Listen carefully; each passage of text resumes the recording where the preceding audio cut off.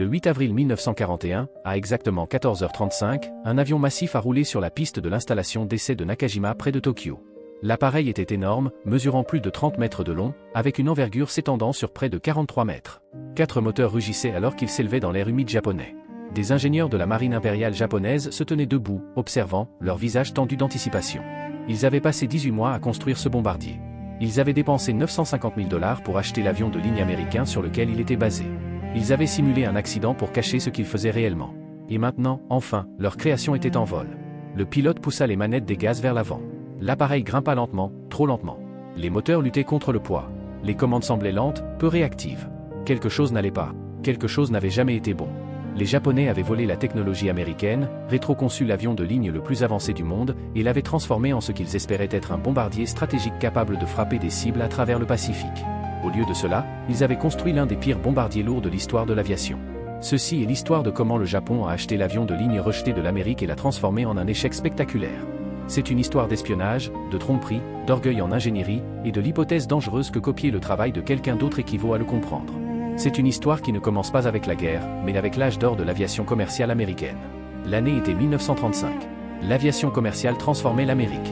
Les compagnies aériennes élargissaient leurs routes. Les passagers gagnaient en confiance dans les voyages aériens, et les constructeurs d'avions se livraient une concurrence féroce pour construire la prochaine génération d'avions de ligne.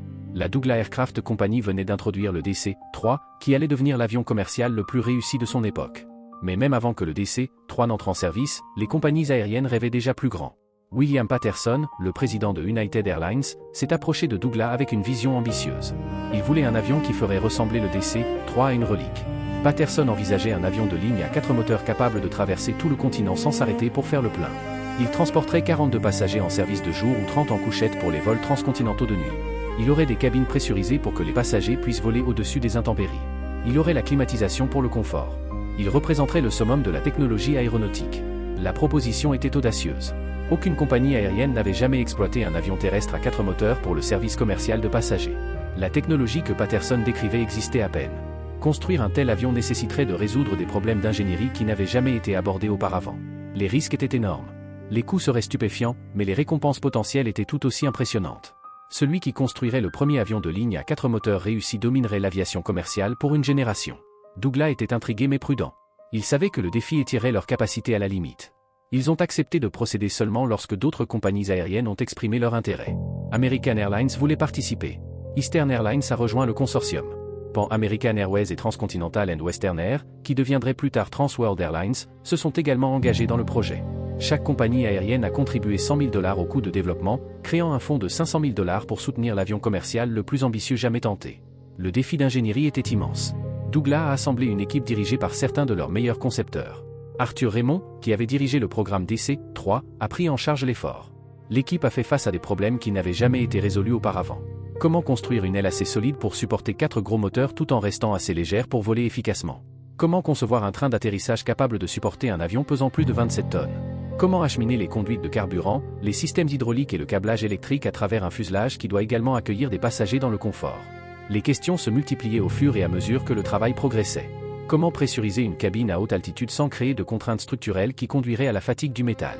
Comment fournir suffisamment d'énergie auxiliaire pour faire fonctionner la climatisation, l'éclairage de la cabine et l'équipement de cuisine sans surcharger le système électrique? Comment former les pilotes à piloter un avion 2 fois plus lourd et 2 fois plus complexe que tout ce qu'ils ont piloté auparavant? L'équipe a travaillé pendant 2 ans. Ils ont produit 8100 dessins documentant chaque aspect de l'avion. Ils ont construit un modèle détaillé de soufflerie et ont effectué 866 tests distincts totalisant 1100 heures. Ils ont étudié les schémas d'écoulement d'air, les caractéristiques de stabilité et l'efficacité du contrôle à des vitesses et des altitudes qu'aucun avion de ligne précédent n'avait atteintes. Ils ont utilisé 1 300 000 rivets pour assembler le prototype. L'effort d'ingénierie total a été mesuré à 500 000 heures-hommes, un investissement sans précédent pour un avion commercial. Ce qui a émergé était différent de tout ce que le monde avait vu. Douglas l'a simplement appelé le DC-4.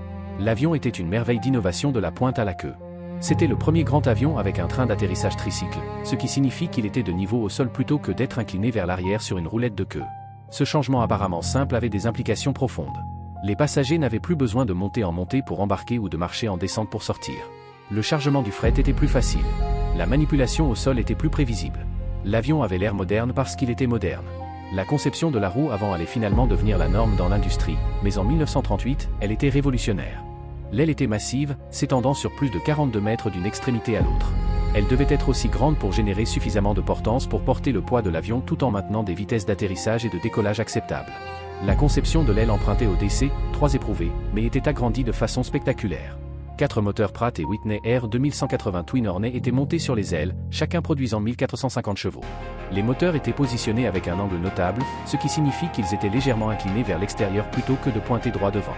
Cet arrangement inhabituel a été conçu pour améliorer la stabilité en créant des moments de lacet favorables lors du fonctionnement sur un seul moteur. La queue était peut-être la caractéristique la plus distinctive. Au lieu d'un seul stabilisateur vertical comme la plupart des avions, le DC-4 avait 3 dérives verticales, une au centre et une à chaque extrémité du stabilisateur horizontal. Cette configuration inhabituelle a été choisie pour une raison pratique qui illustrait les contraintes sous lesquelles l'aviation commerciale fonctionnait. L'avion était si grand qu'une seule queue conventionnelle l'aurait rendu trop haut pour entrer dans les hangars existants dans les aéroports du pays.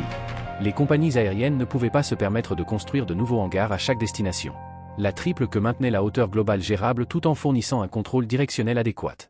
C'était un compromis d'ingénierie dicté par la réalité économique. À l'intérieur du fuselage, le DC-4 était conçu pour un niveau de luxe que les passagers commerciaux n'avaient jamais connu. La cabine était plus large que tout avion de ligne précédent, permettant des dispositions de sièges plus confortables. Les passagers s'asseyaient dans des chaises qui ressemblaient réellement à des meubles plutôt qu'aux bancs utilitaires des avions antérieurs. L'avion pouvait transporter 42 passagers dans une configuration standard. Mais Douglas a également développé des variantes de couchettes avec des lits pliables pour les vols de nuit.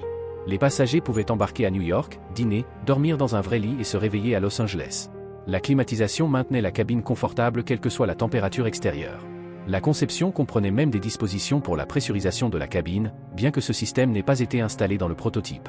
Le poste de pilotage était tout aussi avancé. Les commandes de vol assistées par moteur réduisaient l'effort physique requis pour piloter le grand avion. Sans assistance motorisée, les forces de commande auraient été si lourdes que les pilotes n'auraient pas pu maintenir la précision pendant l'atterrissage ou les manœuvres. Un système électrique à courant alternatif fournissait une alimentation fiable pour les instruments et les systèmes.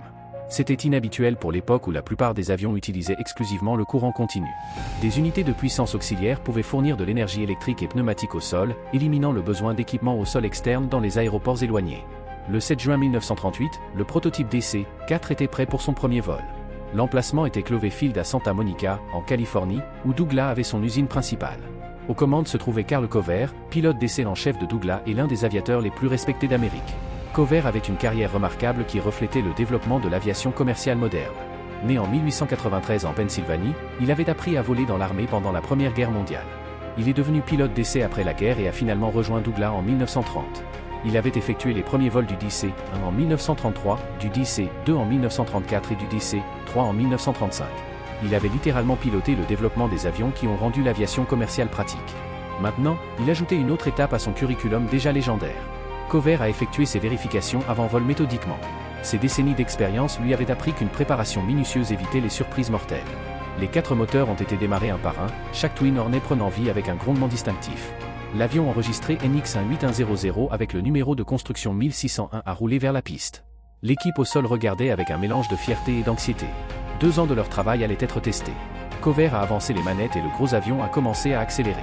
Le DC-4 était lourd et il a utilisé beaucoup de pistes avant d'atteindre la vitesse de vol. À la vitesse appropriée, Cover a tiré sur le manche de commande et l'avion s'est élevé dans le ciel californien. L'avion de ligne le plus avancé jamais construit avait effectué son premier vol réussi. Le vol a duré environ 45 minutes et s'est déroulé sans incident. Cover a atterri et a signalé que l'avion se maniait raisonnablement bien qu'il y ait des caractéristiques qui nécessiteraient une enquête plus approfondie. Les essais se sont poursuivis pendant l'été et l'automne 1938. Les pilotes de Douglas ont évalué les caractéristiques de maniabilité de l'avion à différentes vitesses et altitudes. Ils ont testé ses performances en montée, en descente et en virage. Ils ont examiné la fiabilité de ces systèmes complexes sous le stress d'opérations répétées. Des problèmes sont apparus comme ils le font toujours avec les nouveaux avions. Certains systèmes ne fonctionnaient pas comme prévu. Certains chiffres de performance étaient inférieurs aux prévisions. Le certificat de type a été retardé pendant que les problèmes étaient résolus. Le 5 mai 1939, la Civil Aeronautics Authority a finalement accordé son approbation. Le DC-4 était officiellement certifié pour une exploitation commerciale. Le prototype a été remis à United Airlines pour une évaluation en service. C'était le moment de vérité qui déterminerait si le DC-4 était une percée ou une déception. Les vols d'essai avec des pilotes d'essai professionnels étaient une chose. Les opérations quotidiennes de compagnies aériennes avec des passagers payants, des horaires serrés et des contraintes de maintenance étaient une toute autre affaire. Le 9 juin 1939, quelque chose de remarquable s'est produit qui a relié le DC-4 à l'histoire la plus ancienne de l'aviation. L'avion était à Dayton, Ohio, une ville ayant une signification profonde pour l'aviation américaine. Dayton était la ville natale de Wilbur et Orville Wright, les frères qui avaient inventé le vol motorisé. Carl Cover a amené le DC-4 à Dayton pour des démonstrations et un passager très spécial est monté à bord pour un vol au-dessus de la ville. Ce passager était Orville Wright lui-même, alors âgé de 67 ans. Orville avait seulement 32 ans lorsque lui et son frère ont effectué les premiers vols motorisés à Kitty Hawk en 1903. Ce premier vol avait duré 12 secondes et parcouru 37 mètres. Maintenant, 36 ans plus tard, Orville était assis dans la cabine d'un avion de ligne à 4 moteurs qui pouvait transporter 42 passagers à travers le continent. Il regardait la ville où il avait grandi, où lui et Wilbur avaient construit leur première machine volante, où l'atelier de vélo qui finançait leurs expériences se tenait encore. Le vol était un pont à travers des générations de progrès de l'aviation. L'homme qui avait inventé l'avion volait maintenant dans son incarnation la plus avancée. Cover a dit plus tard que c'était l'un des moments les plus fiers de sa carrière. La photographie de Wright dans la cabine du DC-4 est devenue une image emblématique de l'histoire de l'aviation. Mais malgré des vols d'essai réussis et la présence du père fondateur de l'aviation, l'évaluation de United a révélé de sérieux problèmes qui menaçaient l'ensemble du programme. Le DC-4 était trop complexe pour une exploitation pratique des compagnies aériennes. Ces systèmes sophistiqués nécessitaient une maintenance spécialisée que la plupart des aéroports ne pouvaient pas fournir. Les mécaniciens formés sur les DC-3 étaient déconcertés par les systèmes électriques, les circuits hydrauliques et les mécanismes de contrôle du DC-4. Les coûts d'exploitation étaient bien plus élevés que prévu en raison du temps et de l'expertise requis pour maintenir l'avion en vol. L'avion consommait du carburant à un rythme alarmant. Les 4 moteurs buvaient de l'essence plus rapidement que quiconque ne l'avait prédit. L'autonomie était inférieure à celle promise parce que la consommation de carburant dépassait les estimations de conception. Les performances étaient inférieures aux spécifications dans presque toutes les catégories, en particulier après que la capacité en siège a été augmentée de 42 à 52 passagers pour améliorer l'économie. Ce changement a poussé le poids brut à 29 tonnes, bien au-dessus du poids de conception d'origine. Le problème fondamental était le poids. Le DC-4 était devenu plus lourd tout au long du développement à mesure que les ingénieurs ajoutaient des systèmes et renforçaient les structures pour résoudre les problèmes qui émergeaient pendant la conception et les essais. Chaque solution à chaque problème semblait ajouter plus de poids. Les moteurs qui semblaient adéquats lorsque l'avion était projeté à 23 tonnes luttaient maintenant pour transporter 29 tonnes. Les performances en montée étaient médiocres. La vitesse de croisière était décevante. L'autonomie était insuffisante pour les missions transcontinentales que l'avion était censé effectuer. Une par une, les compagnies aériennes sponsors ont rendu leur verdict. Pan American et Transcontinental and Western Air s'étaient déjà retirés du programme avant même le premier vol, choisissant plutôt d'investir dans le Boeing 307 Stratoliné. Cet avion était plus petit et moins ambitieux, mais il fonctionnait réellement. Maintenant, United, American et Eastern sont arrivés à la même conclusion. Le DC-4 était une technologie impressionnante, mais il n'était pas adapté au service commercial. L'avion était trop cher à exploiter, trop compliqué à entretenir et trop peu fiable pour le service régulier de passagers. Douglas faisait face à un échec embarrassant et coûteux. Ils avaient investi des années de travail et environ 3 millions de dollars de leur propre argent dans un avion que personne ne voulait acheter. Le prototype DC-4 était assis à l'usine comme un albatros, un monument à la surambition et un drain sur les finances de l'entreprise. Les compagnies aériennes du consortium ont payé à Douglas 91 250 $ chacune pour régler leurs engagements, une fraction des coûts de développement. Les dirigeants de Douglas devaient décider quoi faire de leur éléphant blanc. La réponse est venue en 2 parties. Premièrement, Douglas retournerait à la planche à dessin et concevrait un nouvel avion de ligne à 4 moteurs basé sur les leçons apprises de l'échec du DC-4. Ce nouvel avion serait plus simple, plus léger et plus pratique. Il utiliserait des moteurs Pratt & Whitney R2000 éprouvés au lieu des Twin Hornet problématiques. Il aurait une queue verticale unique conventionnelle, acceptant la pénalité de hauteur en échange d'une construction plus simple. Il éliminerait les systèmes complexes qui avaient causé tant de problèmes. Le système de pressurisation attendrait un modèle ultérieur. Les commandes assistées seraient simplifiées. L'avion conserverait les caractéristiques qui fonctionnaient comme le train d'atterrissage tricycle et la conception de base de l'aile tout en écartant tout ce qui avait causé des problèmes. Deuxièmement, Douglas essaierait de vendre le prototype d'origine pour récupérer au moins une partie de leur coût de développement. Trouver un acheteur pour un avion de ligne rejeté ne serait pas facile. Quiconque ayant la sophistication technique pour utiliser un tel avion connaîtrait sûrement ces problèmes. Mais l'alternative était de démolir le prototype et d'annuler tout l'investissement.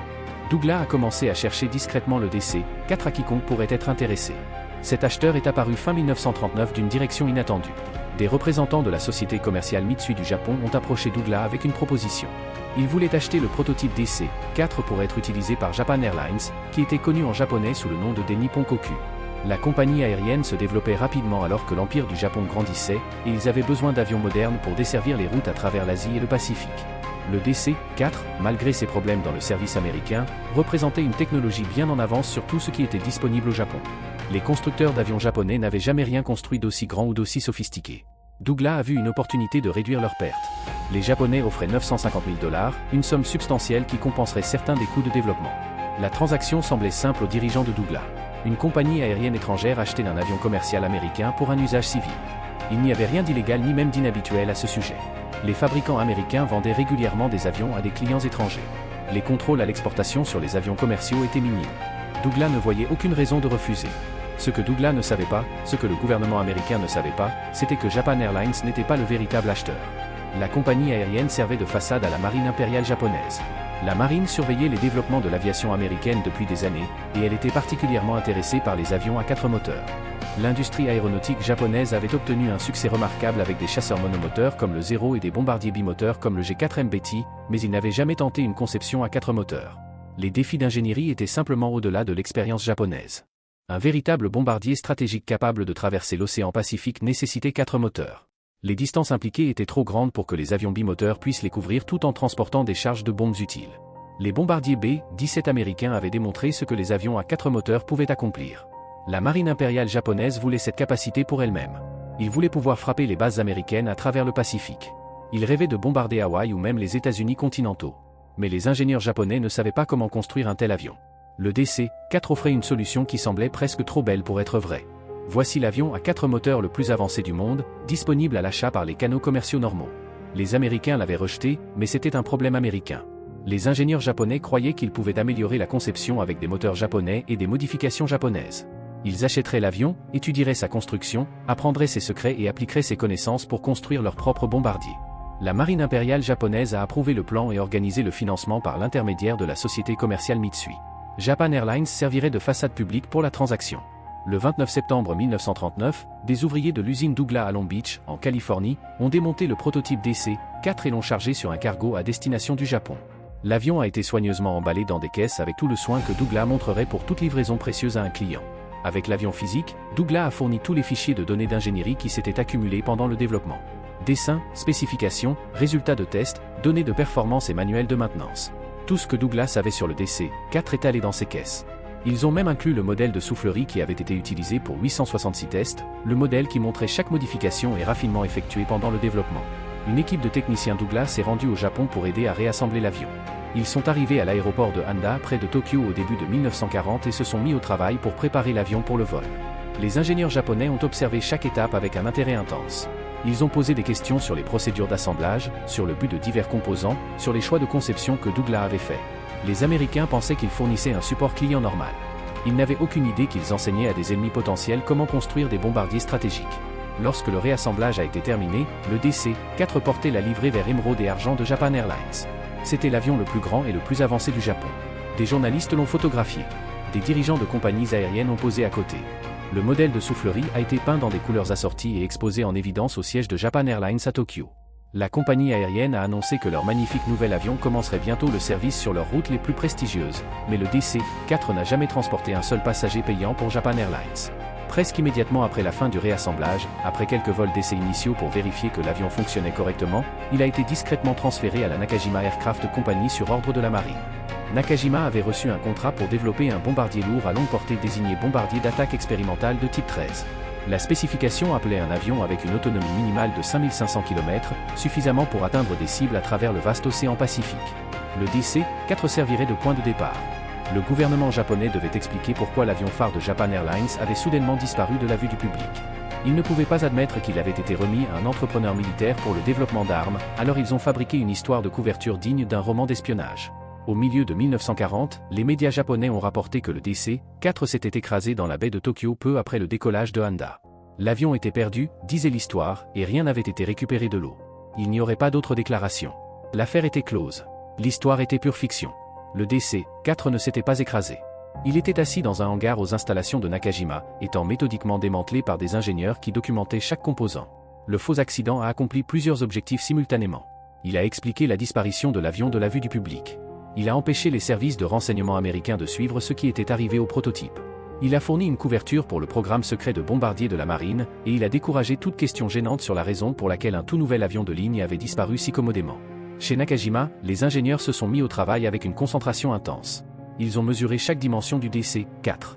Ils ont analysé ses structures et systèmes. Ils ont pesé des composants individuels. Ils ont tracé les faisceaux de câbles et les conduites hydrauliques. Ils ont créé des dessins détaillés de pièces que Douglas avait conçues. Ils ont photographié tout sous plusieurs angles. L'avion a été essentiellement rétro-conçu jusqu'à ses moindres détails. Ce qui a émergé de cette étude était le Nakajima G5N, que la marine a désigné comme bombardier d'attaque expérimental de type 13. Nakajima a donné à l'avion le nom Shinzan, signifiant montagne profonde en japonais. Le nom évoquait des images de force massive, de présence imposante et de permanence inébranlable. Les Japonais espéraient que leur nouveau bombardier incarnerait toutes ces qualités lorsqu'il volerait contre des cibles américaines. Le G5N a beaucoup emprunté au DC-4. L'aile était essentiellement identique avec la même plateforme, la même structure et le même placement de moteur que les ingénieurs de Douglas avaient développé. Le train d'atterrissage tricycle a été copié directement, donnant au G5N les mêmes avantages de manipulation au sol que son ancêtre américain. La taille globale et la configuration ont suivi de près le DC-4. De certains angles, la ressemblance familiale était indéniable, mais le fuselage a été complètement reconçu à des fins militaires. Là où le DC-4 avait une cabine passager, le G5N avait une longue soute à bombe ventrale capable de transporter jusqu'à 4000 kg de bombes, environ 8800 livres à charge maximale, ou 2 torpilles aériennes pour des frappes anti-navires. La soute à bombe a été conçue pour la flexibilité, permettant aux équipages de configurer les charges d'armes en fonction des exigences de la mission. Le nez a été reconfiguré avec un compartiment vitré pour le bombardier, offrant une visibilité pour viser les armes. Le cockpit était positionné plus haut et plus en arrière que sur le DC-4. L'armement défensif hérissait de plusieurs positions. 2 canons de 20 mm de type 99 fournissaient une puissance de feu lourde, un dans une tourelle dorsale motorisée et un dans une tourelle de queue. 4 mitrailleuses de 7,7 mm de type 92 ajoutaient une capacité défensive plus légère dans le nez, ventral et les positions de taille. La queue triple distinctive du DC-4 a été remplacée par un arrangement à double dérive qui était plus conventionnel et plus facile à fabriquer avec l'outillage japonais. Les surfaces de contrôle recouvertes de tissu suivaient la pratique standard des avions japonais. L'avion était conçu pour un équipage de 7 à 10 hommes selon la configuration de mission. Pour la puissance, Nakajima a choisi leur propre moteur NK7 à Mamori plutôt que d'essayer de copier la conception américaine Pratt & Whitney. Le Mamori était un groupe motopropulseur ambitieux, un radial à 14 cylindres refroidi par air que le Smithsonian a décrit plus tard comme le moteur à 14 cylindres le plus puissant jamais construit. Chaque Mamori était censé produire 1870 chevaux, une amélioration significative par rapport aux 1450 chevaux des moteurs Pratt & Whitney Twin Hornet dans le DC-4 d'origine. Les Japonais raisonnaient que des moteurs plus puissants compenseraient le poids supplémentaire de l'équipement militaire. Si les moteurs américains avaient été inadéquats pour le poids du DC-4, les moteurs japonais avec plus de puissance résoudraient sûrement le problème. Seulement environ 200 moteurs Mamori ont été fabriqués entre 1941 et 1944, reflétant les difficultés de production d'une conception aussi avancée. Le premier prototype G5N a été achevé au début de 1941. C'était un spectacle impressionnant assis sur la rampe des installations d'essai de Nakajima. L'avion mesurait plus de 30 mètres de long avec une envergure de près de 43 mètres.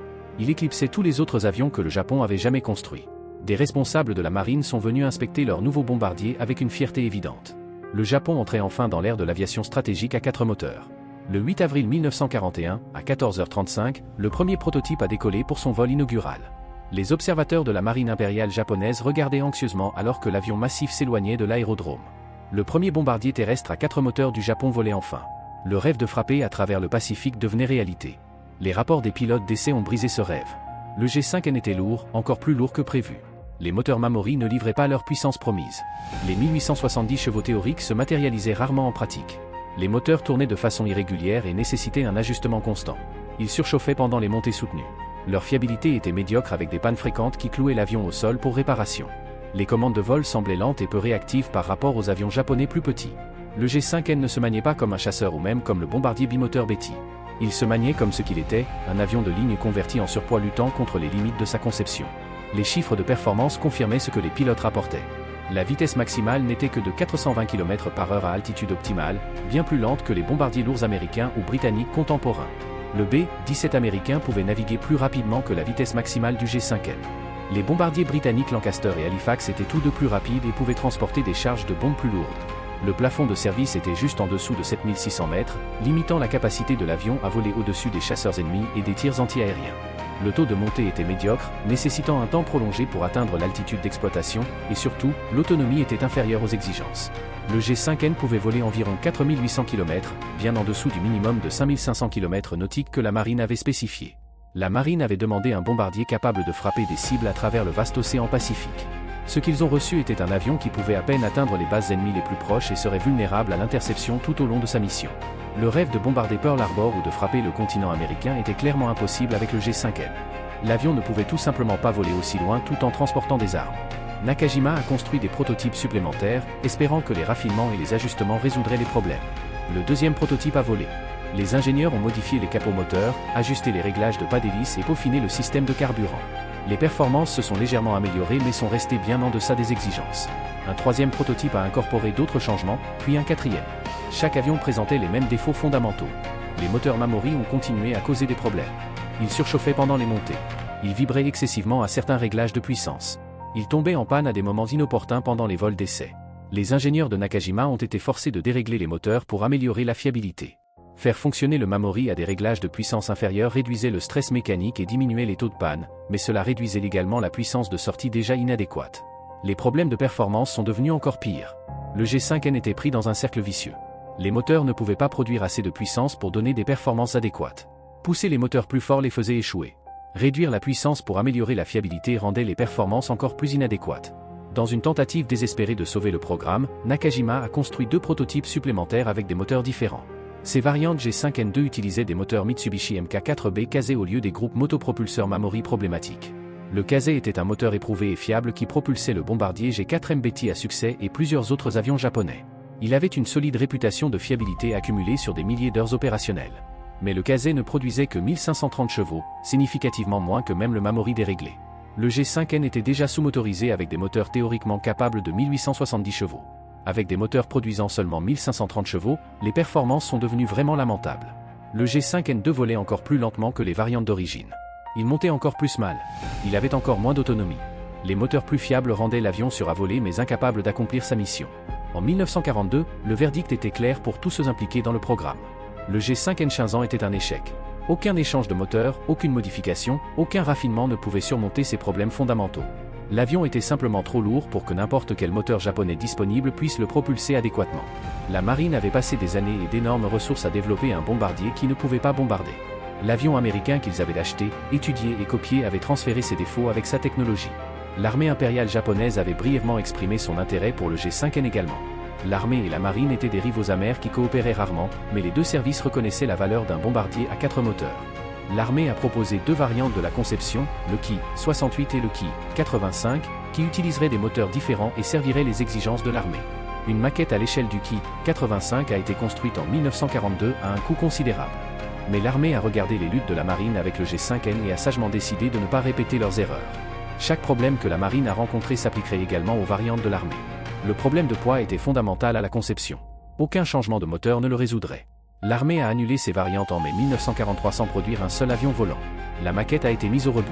Les ressources ont été redirigées vers des programmes avec de meilleures perspectives de succès. La marine a annulé le programme de bombardier mais a refusé de gaspiller entièrement les avions. 4 des 6 prototypes G5N, 2 des variantes G5N1 d'origine avec des moteurs Mamori et les 2 G5N2 remotorisés avec des groupes motopropulseurs Kase, ont été convertis en transport à longue portée.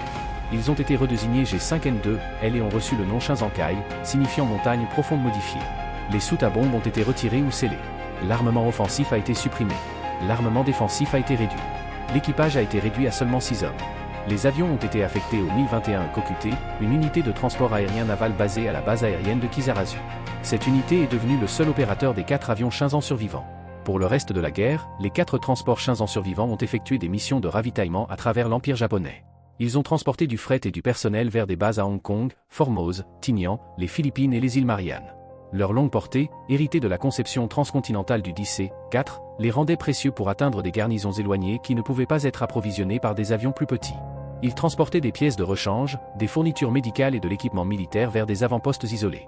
Le puissant bombardier qui était censé semer la terreur dans les cœurs américains a passé la guerre comme un avion cargo. L'avion qui a coûté 950 000 $ et des années d'efforts de développement est devenu un transporteur de fret glorifié. Les services de renseignement américains ont finalement détecté l'existence du G5N par la reconnaissance aérienne. Des photographies prises de haute altitude montraient le grand avion à 4 moteurs sur les aérodromes japonais. Les analystes du renseignement de l'unité de renseignement aérien technique alliée en Australie ont étudié attentivement les images et ont identifié le type comme un bombardier lourd. Suivant la convention de dénomination développée par le capitaine Frank McCoy Jr. au milieu de 1942, ils ont attribué à l'avion le nom de code allié Lise. Selon ce système, les bombardiers et transports japonais recevaient des noms de femmes tandis que les chasseurs recevaient des noms d'hommes. L'ironie était que les Alliés ont attribué ce nom de code en s'attendant à ce que le G5N soit un bombardier stratégique dangereux, ignorant que le Japon avait déjà abandonné cette mission des années plus tôt. Les commandants américains ont préparé des plans d'urgence pour la possibilité que le Japon utilise le Lise comme bombardier stratégique contre les positions alliées dans le Pacifique. Cette attaque n'est jamais venue. Les Américains ne réalisaient pas que le Japon avait déjà abandonné le G5N comme avion de combat des années plus tôt. La menace pour laquelle ils se préparaient était creuse. Les bombardiers intimidants à 4 moteurs qu'il photographiait n'étaient en réalité que des avions de transport effectuant des vols de fret. L'évaluation du renseignement allié n'était pas fausse, seulement incomplète. Le Lise était effectivement conçu comme un bombardier.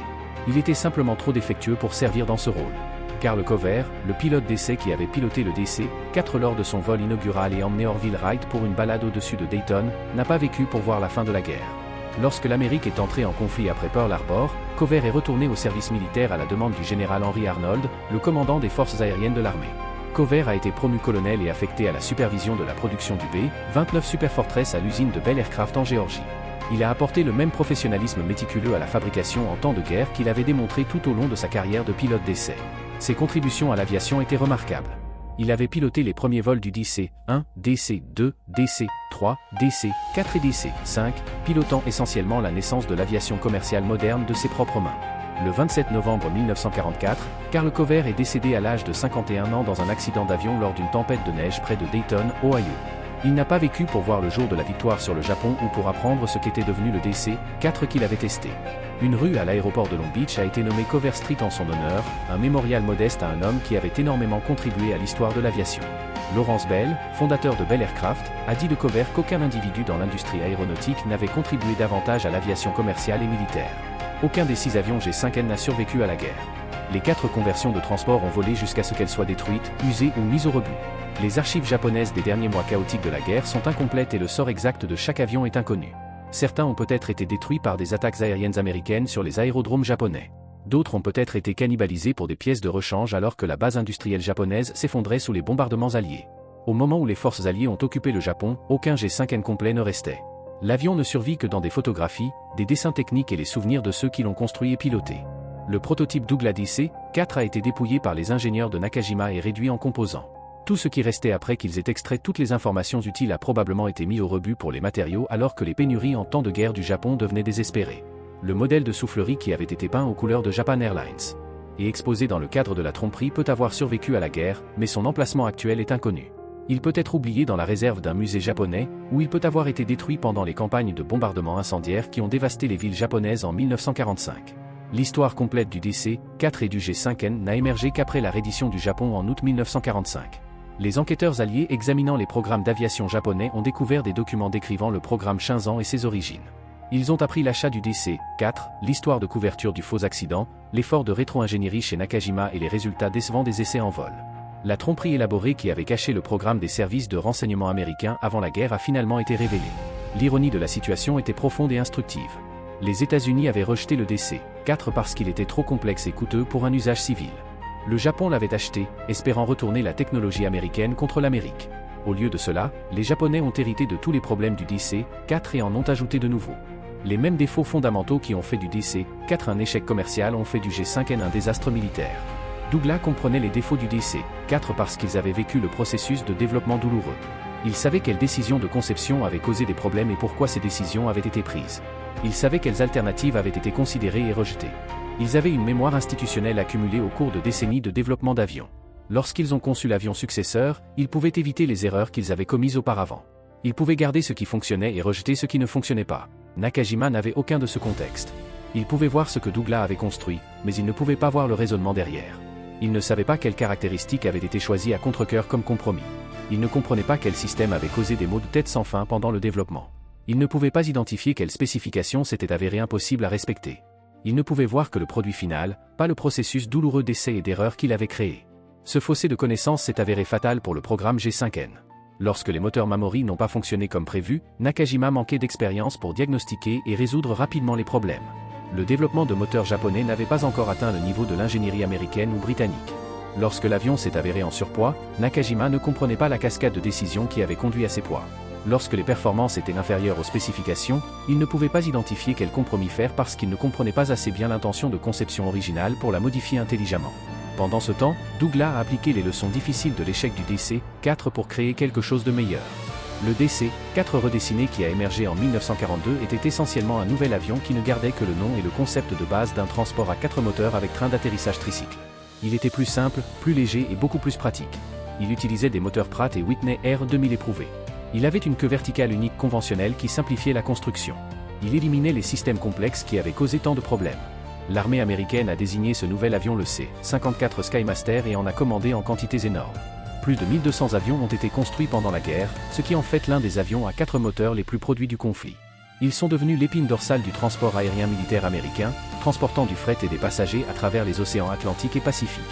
Le président Franklin Roosevelt a utilisé un C-54 spécialement modifié, surnommé la Vache Sacrée, comme son transport personnel. Après la guerre, ils ont soutenu le pont aérien de Berlin, livrant des fournitures à la ville bloquée dans l'une des plus grandes opérations humanitaires de l'histoire. Beaucoup ont été convertis à un usage civil et ont servi les compagnies aériennes du monde entier pendant des décennies. La conception qui a échoué en tant que DC-4 a brillamment réussi dans sa forme révisée et simplifiée. La leçon du DC-4 et du G5N s'applique bien au-delà de l'histoire de l'aviation. La technologie ne peut pas être volée complètement. L'artefact physique n'est qu'une partie de ce qui fait fonctionner la technologie. La connaissance derrière, l'expérience durement gagnée qu'il a créée, la sagesse institutionnelle qui guide son utilisation, ces facteurs intangibles ne peuvent pas être mis dans une caisse et expédiés à travers l'océan. Le Japon a dépensé 950 000 $ pour acheter le DC-4. Ils ont passé des années à le rétro-concevoir et à développer le G5N. Ils ont construit 6 prototypes d'avions. Au final, ils n'avaient rien d'autre que 4 avions cargo et une leçon sur les limites de l'imitation technologique. Douglas a appris de l'échec du DC-4 et a créé l'un des avions de transport les plus réussis de l'histoire. Le Japon a copié l'échec et a produit un échec encore plus grand. Le G5N Shinzan, la montagne profonde, était censé projeter une ombre à travers l'océan Pacifique. Il était censé donner au Japon le pouvoir de frapper le territoire américain. Au lieu de cela, il est devenu une note de bas de page, un récit édifiant sur les limites de l'imitation et la preuve que copier le travail de quelqu'un d'autre ne remplace pas la compréhension de votre propre travail.